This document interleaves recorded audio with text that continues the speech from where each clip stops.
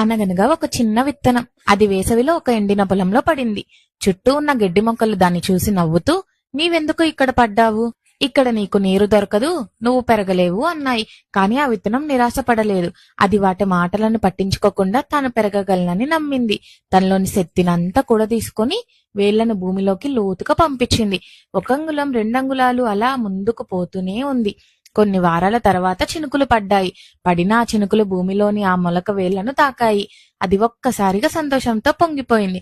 ఆ ఎండిన పొలంలో కూడా అది ఒక పచ్చని మొక్కగా పెరిగింది, చిగురించింది. ఆశ్చర్యంగా చినుకులు తక్కువగా పడటంతో పైన ఉన్న గడ్డి మొక్కలన్నీ ఎండిపోయాయి. కాని ఆ చిన్న మొలక మాత్రం తన లోతైన వేళ్ల కారణంగా భూమిలోని తేమను పీల్చుకొని పెద్దగా పెరిగి అందమైన పూలు పూసింది. ఇంక పక్షుల గుంపు ఆ చెట్టు మీద వాలాయి.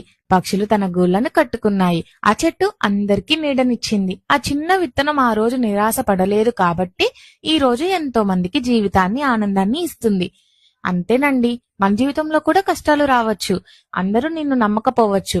కానీ మనలో మనం నమ్మకం పెట్టుకొని కష్టపడితే ఆ చిన్న విత్తనం లాగే మనము మన కష్టాల నుండి బయటపడి జీవితంలో గొప్ప విజయాన్ని సాధించగలం. మీకు ఈ కథలో ఏ భాగం బాగా నచ్చింది కామెంట్స్ లో చెప్పండి. అండ్ మళ్ళీ కలుద్దాం మరొక